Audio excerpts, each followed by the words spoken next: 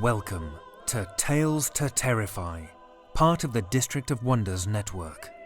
Featuring Starship Sofa and far-fetched fables, everyone has a story in the District of Wonders. Come and find yours.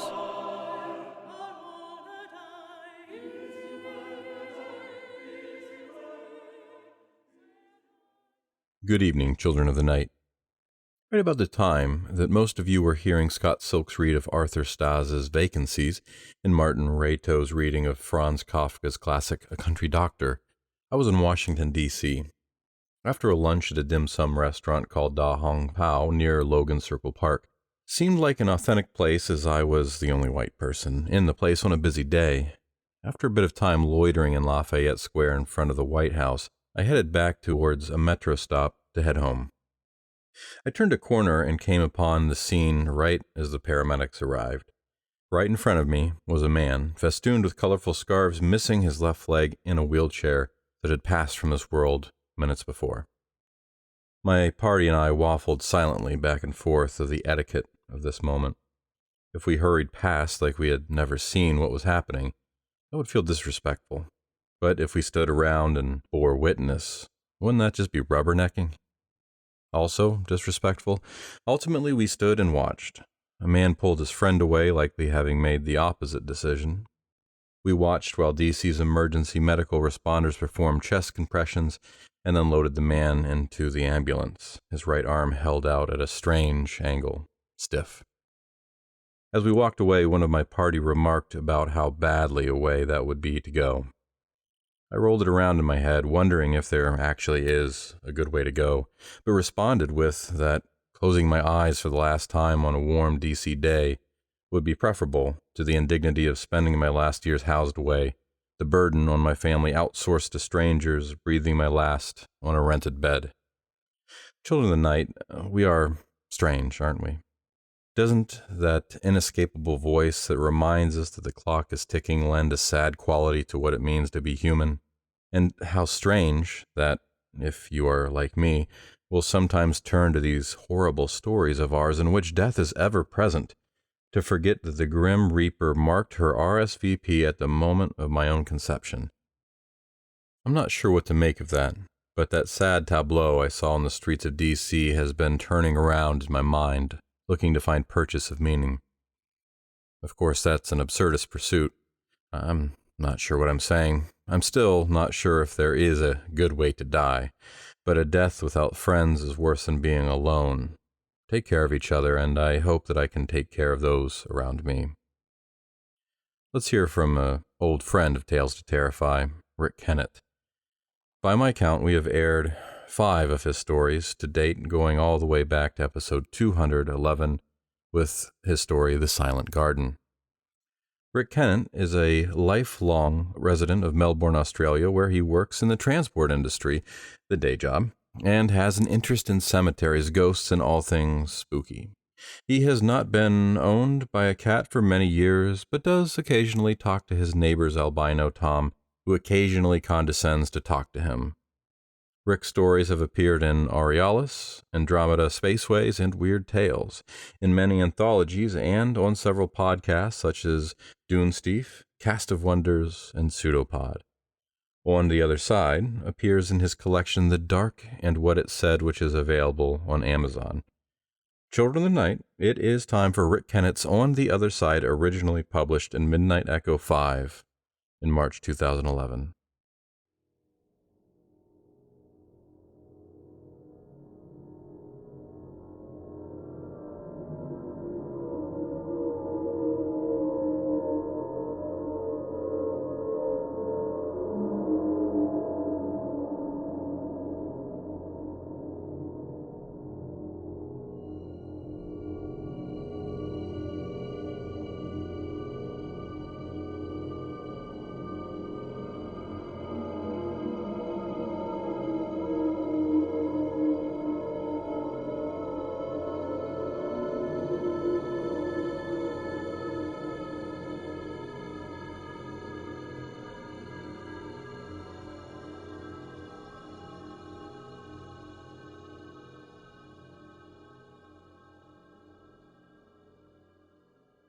Wish.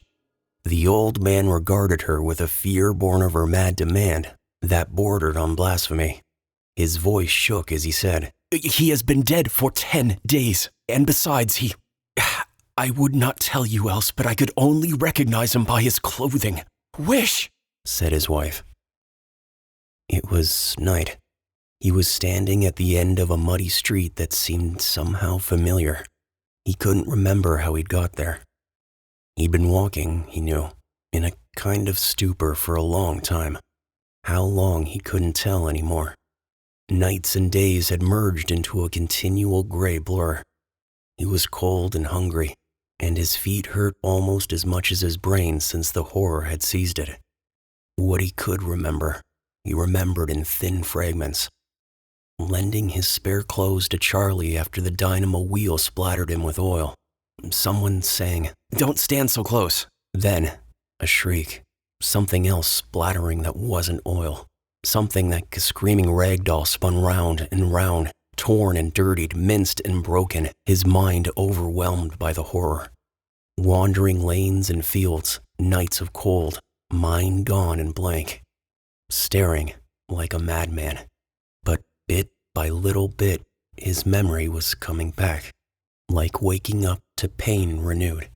Something very terrible had happened all those blank wandering days ago. So terrible his mind had shut down like machinery turned off, like meshing gears jammed with. The image of the broken doll came back again, making him shudder unawares, and his thoughts lingered on the word jammed. He'd stumbled away from the scene of the accident, the spinning dynamos, the meshing machinery, his mind utterly gone, to wander the countryside oblivious, reduced in mind, drinking from streams, scavenging like an animal on berries and field mushrooms. Now here on this muddy road, somehow familiar, his stunned mind began to regain some semblance of sanity. He recalled his home, his loving parents, aged now and frail. Virtually by instinct, he had made his way back to this lonely, out-of-the-way place, where his father had grumbled one rainy night while they waited for a visitor from far away, that the pathway was a bog and the road a torrent. The visitor had brought something from that faraway place, a thing small and shriveled that could grant wishes and cause despair. All at once he'd thrown it on the fire, and father had plucked it out. The next day, a frightening thing happened. Confused, weak with hunger and bitterly cold with the night chill, he opened the gate of a snug little cottage named Lakesnam Villa and knocked feebly on the front door of the home. Home. How the word was balm to his broken mind. Hope and joy swelled within him when he heard his mother's voice call from upstairs. "It's Herbert." Then he heard his father's voice too. But why did it sound so strained, almost angry? "Oh, for God's sakes." Yes, for God's sakes, let me in," he thought, his brain still too shocked to speak aloud. He pounded again on the door. "It's me. I've come home." Memory returned with unmerciful clarity. He saw how Charlie had been caught in the machinery by his borrowed clothes. The noises he'd made, like breaking sticks and burst fruit. He heard his mother rattle back the door chain, draw the bottom bolt stiffly from its socket.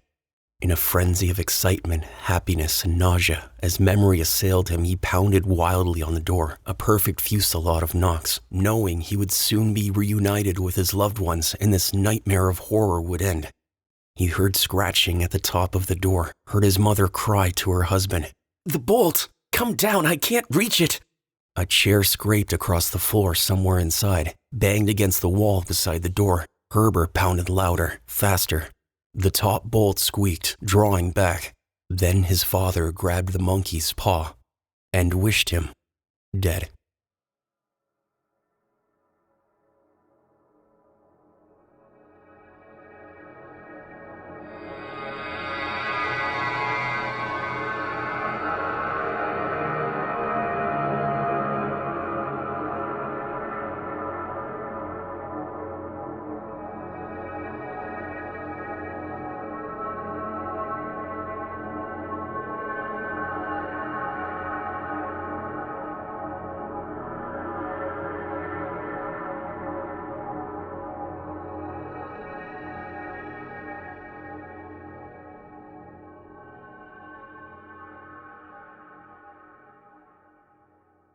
That was Rick Kennett's On the Other Side as read by Matthew Bradford.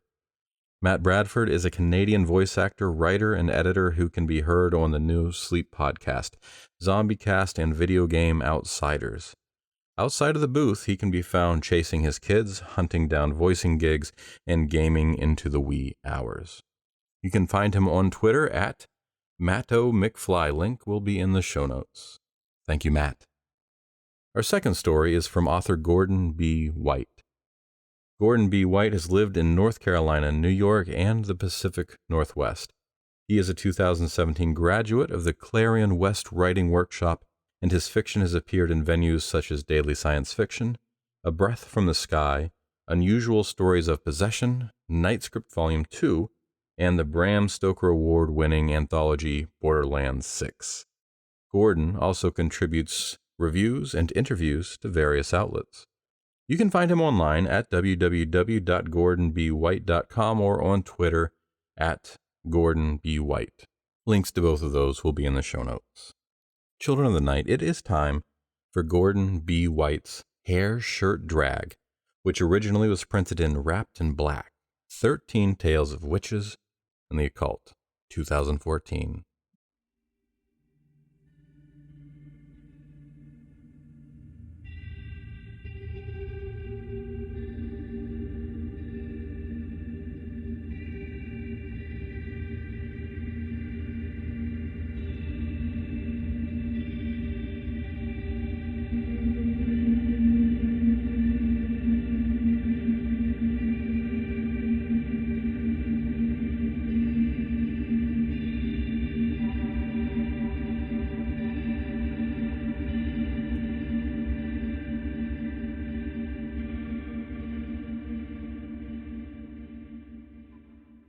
I ain't never read The Key of Solomon, but I read the Book of Kings, rest of the Bible too, back when Mama thought that'd help me fit in.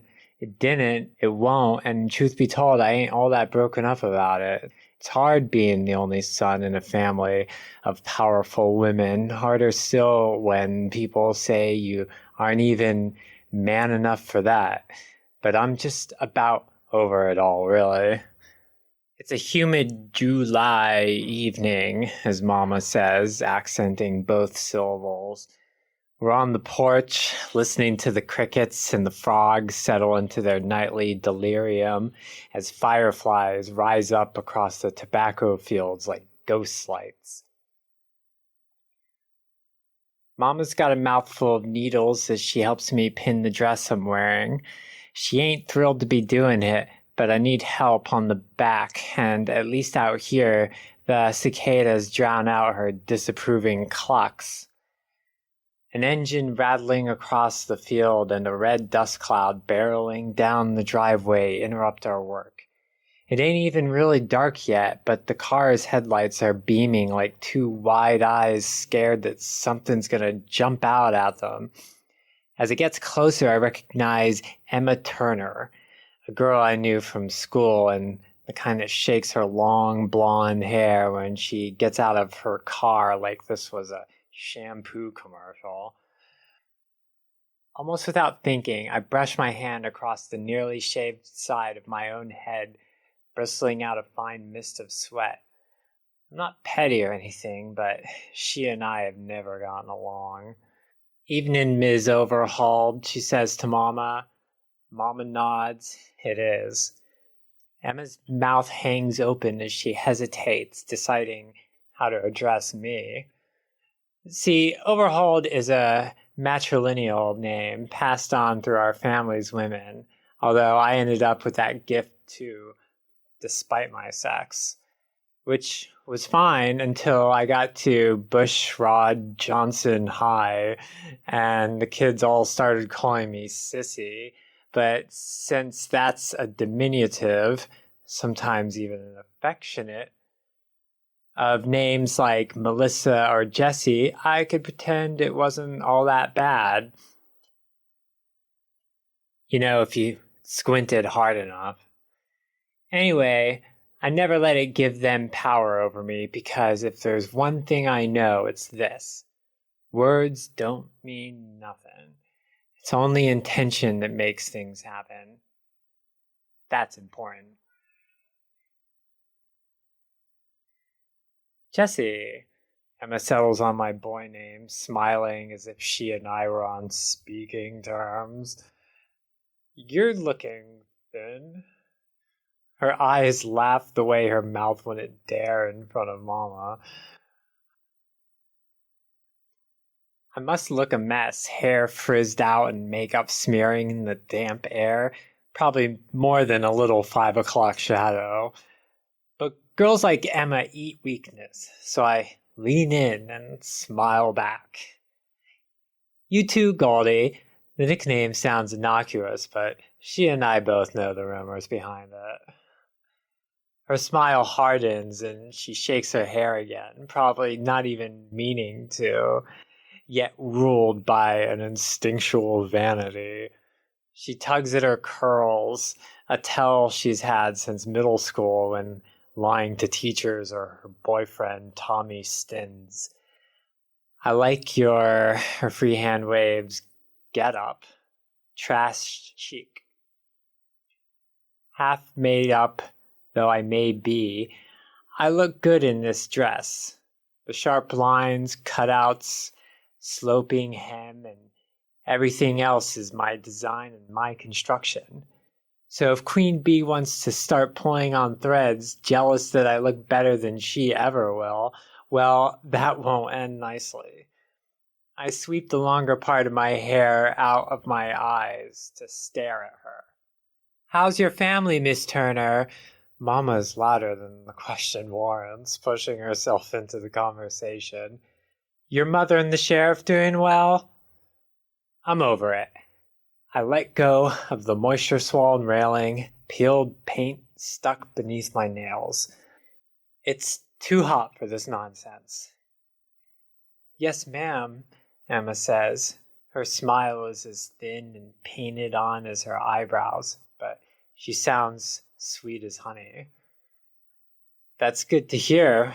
Mama hands me my pincushion and waves Emma onto the porch. What can we do for you? Well, ma'am, Emma says, I've been told to come ask about your medicine. Now, we call it medicine, but that's just a name to hide behind. Mostly it's little things.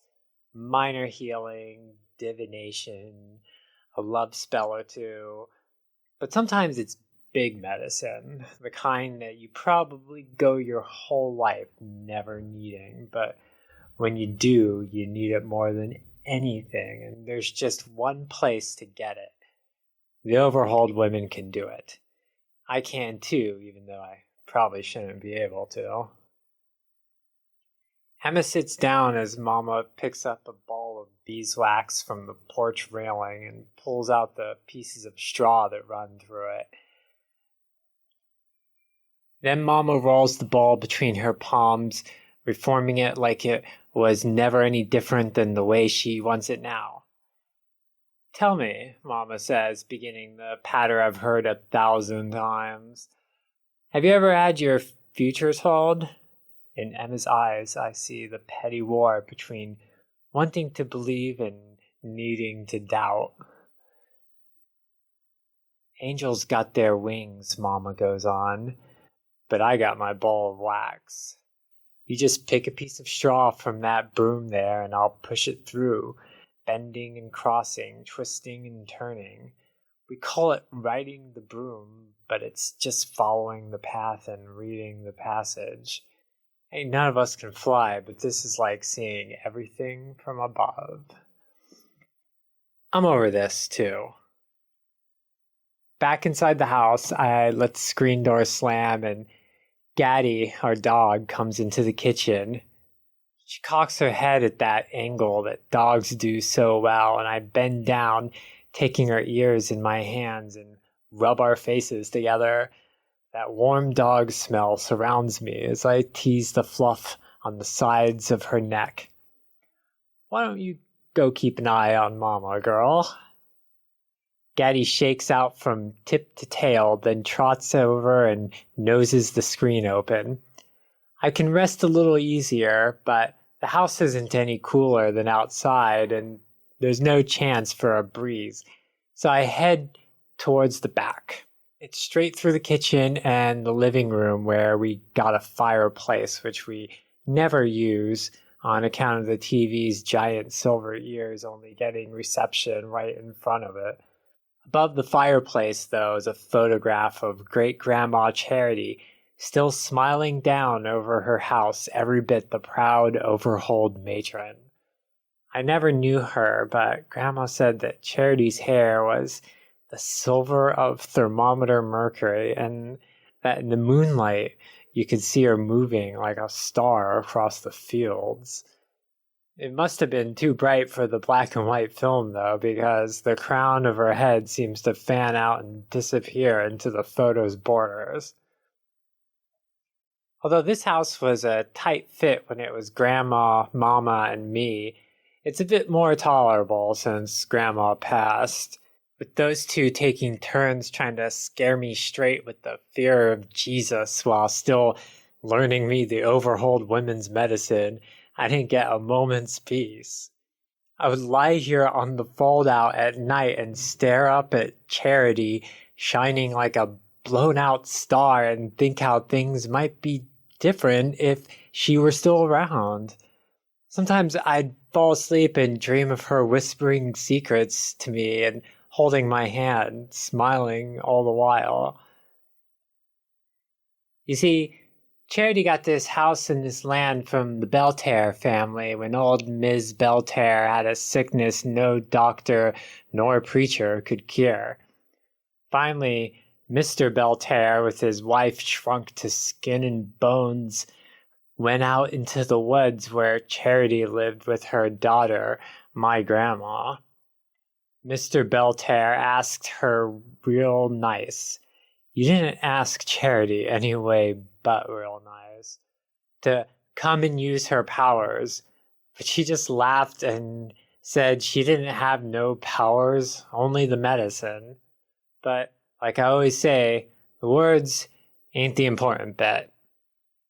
When she got there, the Belterre house was on the edge of mourning.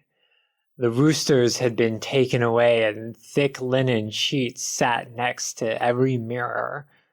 But Charity told the men there wasn't nothing to fear just yet. They took her to the sick woman's bedside and Charity had a long, loud conversation with the heirs around her as Ms. Belterre shook and moaned. Then, fast as you please, Charity plucked a mouse from out of the sick woman's forehead, put it in a mason jar, took it home, and buried it at the edge of the woods. Grandma used to say that mouse was the sorriest looking thing she'd ever laid eyes on, and sometimes at night she used to imagine that she could still hear it tapping against the glass underground. 2 days later, the Belterre woman was out of bed, and the day after that, the overhauled women were in this house. It was smaller then, a sharecropper's shack that's now the living room, which we've built up around, but Charity's portrait still watches over its old heart. Nowadays, though, nobody knows Belterre but as the name on the road that connects the interstate to the bypass, but Grandma's in the churchyard, Charity's in the plot out back, Mama's on the porch, and I'm here in between. I blow a kiss to Charity as I step out onto the back porch where I can still hear Mama and Emma on the other side, oohing and awing, riding that broom. It's a ridiculous name and, frankly, a ridiculous method. There's plenty of other ways to do it. For example, gypsy girls use cards and balls. English ladies look at tea leaves. I tried that once when I was working the dinner shift at the Pig Heaven Q, cleaning out a 5-gallon cooler of sweet tea dregs and watching this whole town's future spin down the drain of an industrial sink. That was enough for me. Nowadays, I find the best way to learn things is just to ask the right person. Gaddy comes running around the house and jumps up, pawing at my bare legs. I bend down and scratch her chin to calm her. What is it, girl? She whines and whimpers. I see. Well then. I rub her down real quick, shedding tufts of fluff into the thick air, and then she walks off. I walk past the fenced-in garden where there's a pumpkin growing that literally has Ms. Charisse's daughter's name on it. It's growing well and right on schedule. Ms. Charisse has got a grandbaby due in November, just so long as I get this one up before the frost comes. But straws, pumpkins, bowls of wax, these are all props and misdirection. They ain't the power itself, and they don't control the outcome. For instance, Grandma healed plantar warts by laying on hands and speaking in tongues. Mama does it while she rubs your heel and says the Lord's Prayer. Last time I did it was by giving Tommy Stins a hand job in the locker room while humming Smells Like Teen Spirit. Sure, gym class was a little awkward after that, but all three of us had a 100% success rates and repeat customers. All that, though, is still easy medicine. Broomsticks, warts, talking dogs, changeling gourds. That's just toying with intent. Something bigger is on the horizon, but it's a dark shape whose edges I can't quite see. I ponder this as I head towards the small gravestones at the wood's edge. Mama and I are sitting at the table after a mostly silent dinner when she looks at me real serious.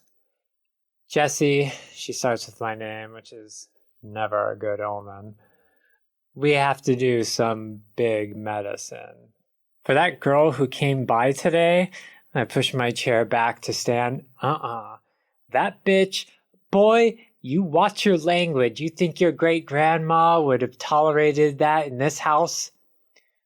From my seat, I see Charity smiling back at me. She never complained before. Boy, Mama says, and I can tell that I shouldn't push her, because she's always in a foul mood when she starts harping on my sex. You're awfully presumptuous. Do you think you know her? I could push the issue, but I'm over it. No, ma'am. I settled down into my chair, waiting to follow Mama's lead. She smooths the front of her blouse and adjusts the pins holding back her auburn hair, queen of the house, primping to deliver her address. Now, like I said, she finally says, we're going to have to do the rites. What rights? She ignores me, standing instead to clear the dishes, so I do the same and follow her into the kitchen.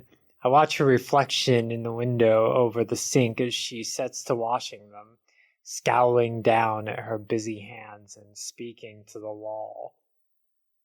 It takes a lot of work because of the gifts we got to be accepted in this community. We keep hold over the medicine, but it hasn't always been easy. She puts her dishes in the drying rack and takes mine from me, making eye contact for just a second before turning away. You see, each overhauled woman, each overhauled, has got to undertake a certain rite of passage and protection. It helps us and it helps the town. Her voice is that tired timber on the verge of cracking that I remember hearing say, "Why can't you be normal?" more times than I'd like to count. It doesn't make me inclined to listen. This town can screw, I say.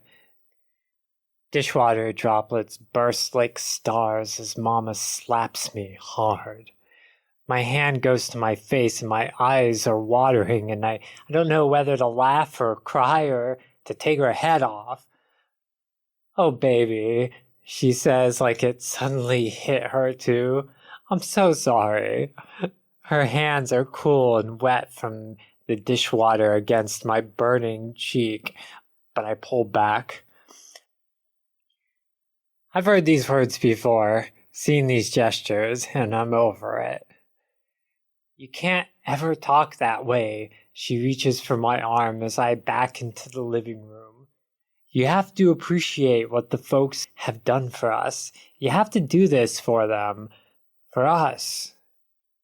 My fire is gone, but the anger is changing its shape, becoming something tall and dark. Why? Ever since I was born, nobody here has ever made me welcome. That's not true, honey. She uses that placating tone usually reserved for Emma and the others that come asking for help. They let us live here. What do you mean? I pull my arm from her, sweeping it to encompass the room, and Great-Grandma Charity looking down. This is our house. We don't owe any rent. We don't need permission. A strand of Mama's hair has come loose and hangs across her face like a scar, splitting her in two. She pushes it back and, in the same slow gesture, points to the faded portrait of my great-grandma, Mama's grandma, with the bright eyes and halo of quicksilver hair bleeding out into the overexposure. Do you see the way your great-grandma Charity is smiling? How her eyes are wide open, watching us? I nod. But they ain't quite straight, are they? Her left eye is looking over here at the sofa, but the right, maybe a little, is looking at the table? I hadn't ever put my finger on it, but I can't not see it now. Her smile, too, looks off, pulled up at not quite the corners.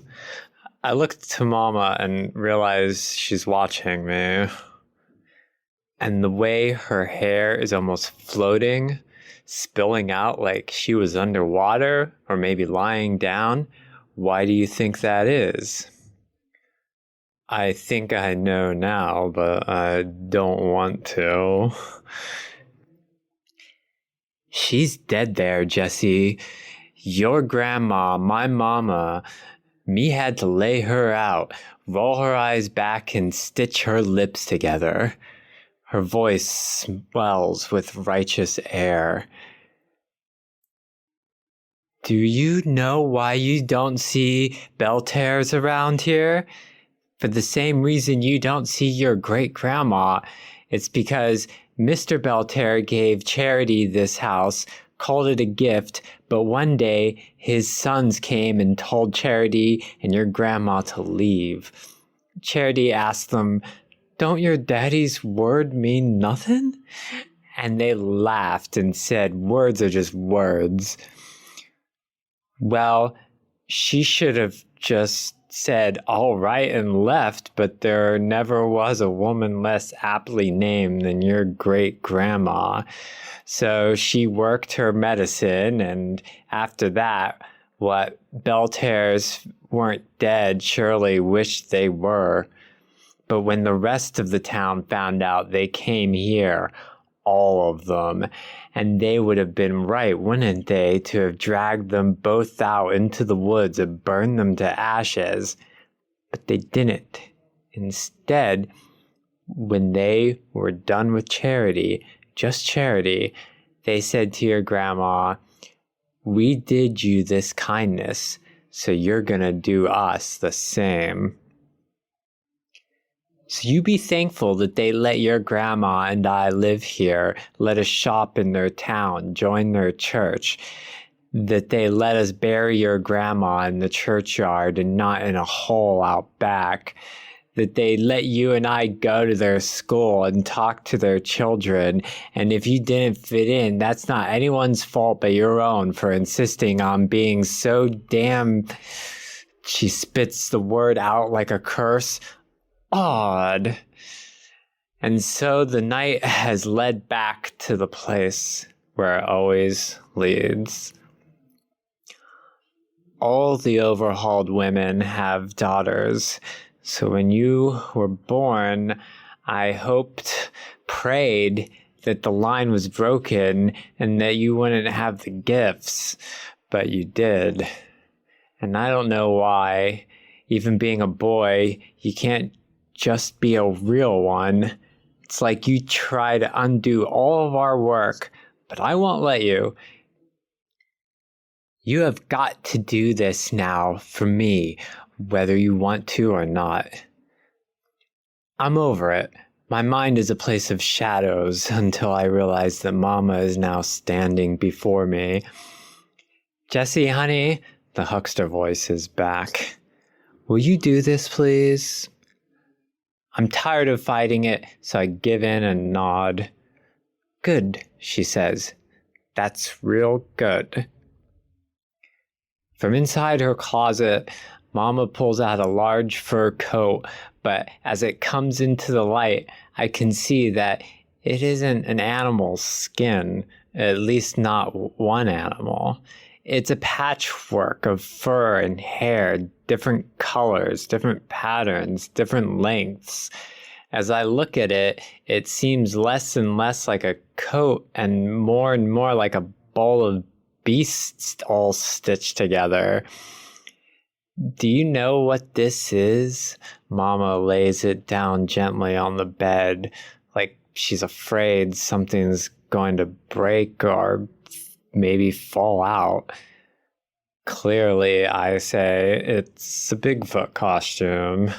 Mama laughs, an unfamiliar sound. That's one name it's gone by. Static maybe crackles as her fingers run furrows through the pelts, and the smell of musk and something sweet like honeysuckle sneaks into the room. She smiles in a way I've never seen. There's power in the flesh, in the hair and skin. That's old medicine, blood medicine. We don't do that anymore. She trembles slightly, her fingers clenching. But this has been in our family since before we had a name. Across the seas, they called it a hair shirt, and it made them closer to God. In the swamps, when women who wore it ran like wolves, they called it loup garou. I see now that there's not a rabbit fur nor deerskin among the pieces. These are hunters. A bear's coat, a wolf's hide, a few patches I can't guess, and more than a few long, lanky ones that I can, but don't want to. Generation by generation, my family, she frowns, our family, added to it. It grew longer and longer, covering more and more. Size of a bobcat, size of a bear, size of a skunk ape. And what does it do? I speak softly, cowed by the only half ridiculous fear that I might somehow wake it up. It makes the medicine stronger. She lets go slowly, letting the hair run through her fingers like sand. And you use this in the ceremony? No, baby. You do. As my hand's near the coat, the air between us is writhing. There's heat and pulse, whispers and growls, dark paws and bare feet on the forest floor. But when I pick it up, it's so light that it's almost rising up to meet me, clinging to my hands. Do you feel it? Mama asks. Yes, ma'am. Be very careful with it. The misshapen bulk looms before me, an untamed bramble of dark medicine. I can see the potential, but it's gonna need some alterations. A week later, when the full moon rises, Mama stands in a clearing painted red and orange by a singing bonfire. Hidden in the tree line, I watch the ritual as I dress in my second skin. Fireflies blink like curious eyes, but I feel amazing and have no shame in this form. The changes I've made to the hair shirt were extreme, but no matter how much I trimmed, tightened, and realigned, I didn't end up with any more or less than I started. It was like we were working together towards a mutual design. Anyway, I look damn good. In the semicircle of 7 or 8 spectators watching Mama and the fire, I recognize Emma's golden hair, even in the dark. The others are a mystery, since it was hard enough to get Mama to tell me the purpose of this ceremony, much less who's here. She was vague, but it's some sort of protection, right, to reinforce the boundaries of the town. Every generation, a group of them comes to us for the medicine, the big medicine, and the next generation of overhauled women obliges them with a show of power. It's like a black mass cotillion, I guess. From what Gaddy said, I'd had my misgivings, but right now I'm too excited by the feel of the shadows and the breeze running through the hairs on my head and the ones on my ceremonial dress, drawing goosebumps where they brush against my naked arms and thighs. I'm a stunning, weeping willow made of darkness, just waiting for my cue. For once, Mama isn't chanting the Lord's Prayer, but a full-on incantation. The fire twists and cackles, driving back the spectators in their shadows. The flame bursts, and here I go. I strut out into the light, and I own this forest. Each step drives like a root into the ground, sending out shockwaves as the night trembles before me. At the fire's edge, I see Mama's mouth gaping. The hair shirt isn't a lumpy bear costume anymore, but pure totemic fetish. If she was expecting that homeless Sasquatch look, then this high-fashion fur drag priestess must be blowing her mind. Everyone is speechless. Short skirt, plunging neckline, thigh highs, and arm bangles all positively coursing with power. The red lips and smoky eye aren't medicine, but they might as well be magic. I plant myself by the fire, hips cocked and arms akimbo, to let them finally look upon my realness. For a moment, there are no words. Sissy? Emma is the first to break the spell, forgetting to use my boy name in front of Mama. Holy moly! That's Tommy Stins with the same stunned look I remember from the locker room. But that was the preview, and now here comes the show. The power courses down from the sky and up from the forest floor through the dark hairs that stretch outwards, grasping like antennae. All around me, the black begins to take solid form as the strength of the beasts and men that I am wearing bends around me. I have wings of night and stars, claws of purest void, and I feel like I could reach through the canopy and pluck down the silver moon. Abracadabra, bitches! But then I am smashed out of my triumph, screaming as something long and heavy whips across my back. I scream and break under the blows. Get him! someone shouts. All around, flashlights flare like angry stars, and I hear footsteps and more voices, older voices, coming out from the trees and into the clearing. I can only make out their silhouettes behind the fire, but it seems like the whole town is here, watching as the thick chain is wrapped around my throat and arms, pulling and spreading me like a deer on a car's hood. It's heavy and cold, and my skins recoil beneath its touch. I recognize Sheriff Turner, Emma's daddy, by his uniform. He grabs the hair on my head and pulls it back, lifting my face to the assembly. "Iron binds the witch," he says. "Amen," the crowd responds.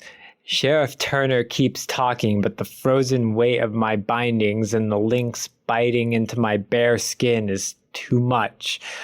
Rolling my eyes, I see Mama standing off to the side of the group. Her face looks like it's burning the same color as her hair. She looks away when she sees me watching her. Witches have power, but together we are as strong as iron. "Come up here," the sheriff gestures to Emma and the others. "It ain't nothing to be scared of."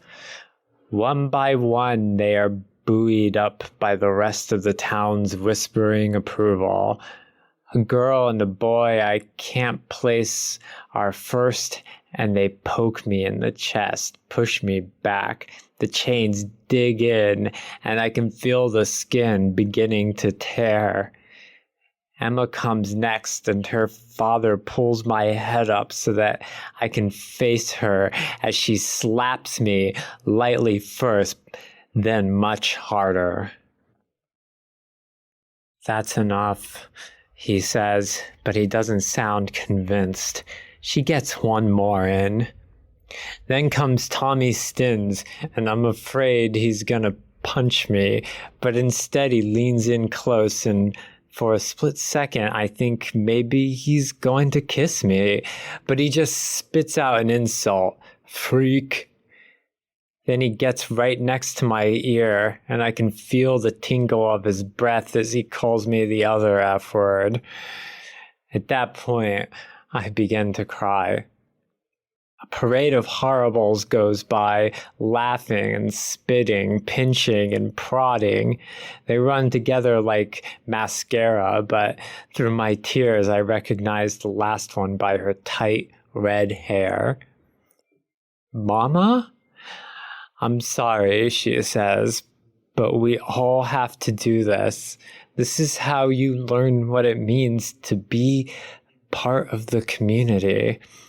She turns her back, and just like that, I'm over it. Really, truly over it. The power gathers to me. Iron chains be damned. And when I hear Mama gasp, I know she now sees the other alteration I've made to this dress. Like beams of moonlight, the braids of quicksilver trim that I've added begin to tremble, and there's more anger here than just mine.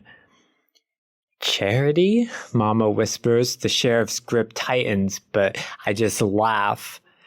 "Not on your life." And then I explode. The iron chain shatters, links tearing through my captors like shrapnel. Sheriff Turner staggers backwards, reaching for his holster. But I am that dark place where the shadows move, and it ain't safe to be near me.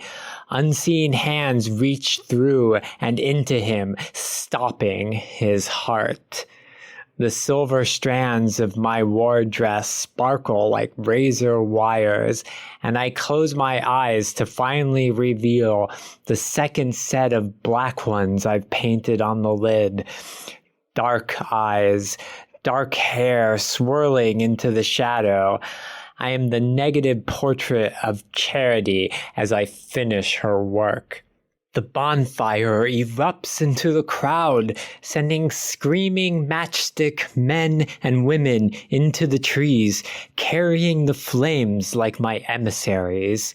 All round I swing my long dark arms of night, crashing through wood and bone, stone and flesh. Those that don't break are bent and twisted into wrongful, knotted things. I hone in on Emma's golden crown, and with a backhanded sweep, she smashes into a tree beside where Mama now stands, dumbfounded. Emma burbles in hysterics as Mama kneels down to her, finally maternal, but to the wrong person. I sashay towards them through the carnage. Even though I can't see myself, their swollen eyes tell me all I need to know. I smile. I look great. "Sissy! Jessie, please!" Emma screams and grabs Mama like a shield. "I'm so sorry," she says. "I'm so sorry. But I've been pretty clear on the value of words."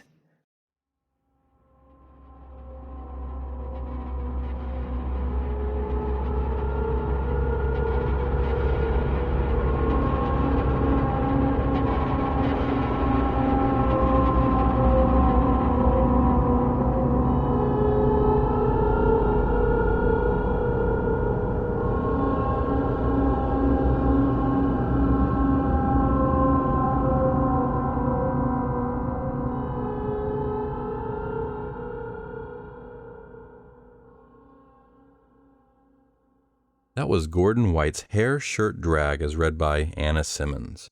Anna Simmons is a trans girl writer living in Brooklyn, like some cliché, with a couple of cats and her non-binary partner, who can only painfully look on as she rather tragically attempts, amid the gently passing years, to claw her way into TV writing in some fit of sustained self-delusion, capitalism's fevered death drive retaining its possession of the imagination still. Thank you, Anna. That will be our show for the evening, Children of the Night. Visit our Patreon page in the links below, and don't forget to like us on Apple Podcasts or wherever you listen to us. Our show was produced by our editors Scott Silk, Seth Williams, and Drew Sebastini. Website designed by Josh Lightsey and theme music by Diane Severson. Tales to Terrify is distributed under Creative Commons Attribution, Non-Commercial, No Derivatives 4.0 license. Join us again next week for another episode of Tales to Terrify. This presentation has been brought to you by the District of Wonders Network, dedicated to podcasting the finest genre fiction. You can learn more about the District of Wonders and their many literary productions at their website, www.districtofwonders.com. Thank you for listening.